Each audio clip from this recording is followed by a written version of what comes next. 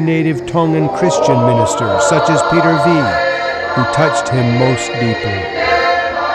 The late Masiu Moala, revered educator, tells the story of how Taufa'ahau tested the new religion against the power of the indigenous gods.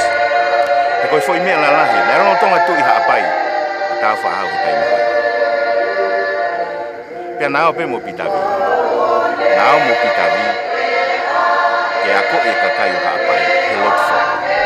Rolo tonga koe na folau pe paka. Na ia e o tua ia he lotu mua. Na whawhi ao mau pe tau wha. Koe tu ia.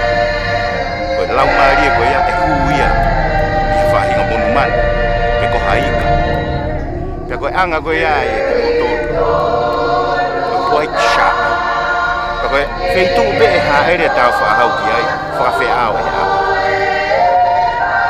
Kalau lo tong koe na fola, faya e tau whaahau ni hanga fo tesi, kene tesi, kene sivi, ai lotu fo o, mo ene lotu mua, ui pega lotu mua.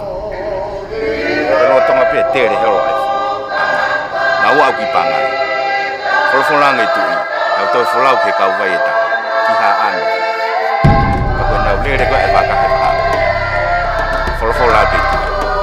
Peter V. Kapau o mo oni o tua ke lotu ki ai, ke tui ki ai. E kai we i koe e tawhata.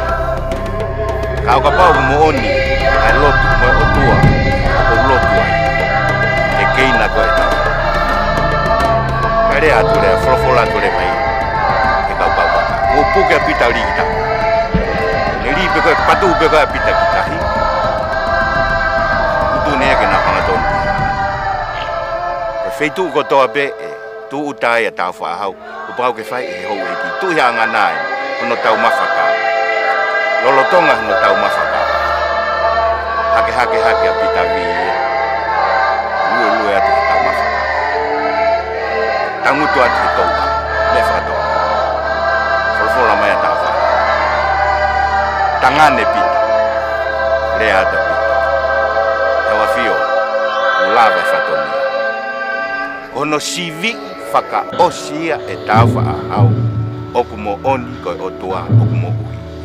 Kai ke, ne osi whakatahataha i ai pe e tau whaahau a haapai pia ne whakatau a tai na i a haapai. Osi pe koe ato e wholau rewa ki wawau. Wholau ki wawau ke ave ai lotu fo ou ki wawau. Tari whakaau furi e ulkalala.